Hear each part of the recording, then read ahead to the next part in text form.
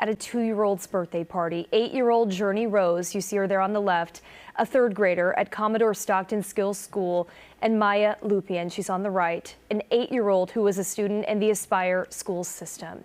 The others who were wounded ranged in age from 8 to 35. Tonight we're putting some ages and names to more of these victims. Your reporter Tori Apodaca has been speaking with loved ones and learning more about each of them. She's joining us now live from Stockton with their stories. Tori?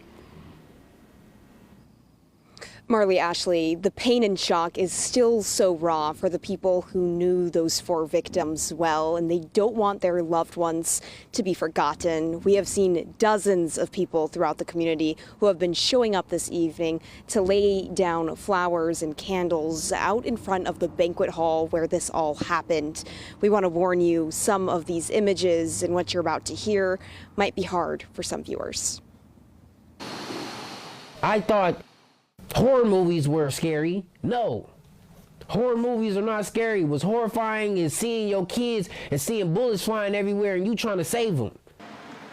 The 4 victims killed in a mass shooting at a 2-year-old's birthday party. 4 young, smiling faces who were sons, daughters, brothers, friends, each with their own stories, cut short. Oh my God, they took my baby. They took my baby. Gut-wrenching emotions pouring out of 14-year-old Amari Peterson's father when we sat down with him. He played for the Central Valley Saints. His son, a star athlete that he had a deep bond with, and it changed his life for the better. He's a good kid, and he went to this, celebration for a friend of his. It was his friend's daughter, I believe. And Patricia Flores, the aunt of the 21-year-old victim, Susano Archuleta, who we met at a candle vigil as she was searching for some peace. 8-year-old Maya Lupian's family says she was the light of their life, an outgoing 3rd grader at Aspire Apex Academy, who was a purple belt in karate, and 8-year-old Journey Rose, a 3rd grader at Commodore Stockton Skills School, who loved to learn and dreamed of becoming a doctor like her big sister. Just senseless, innocent kids living life, it's not fair.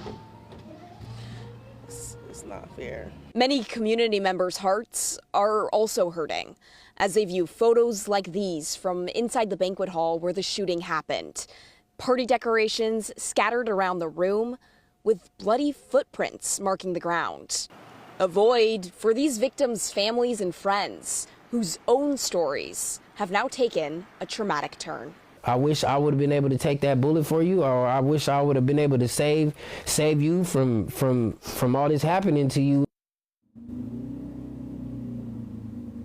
Yeah, these deaths truly just impacting so many, and through all of my conversations with different family members, friends, people who knew these 4, you can really tell that they were loved by their community. Stockton Unified and Aspire schools do have grief counselors on all of their school campuses to help any children or staff as they process what happened.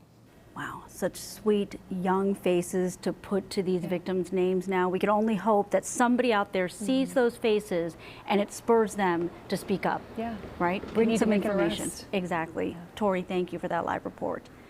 Investigators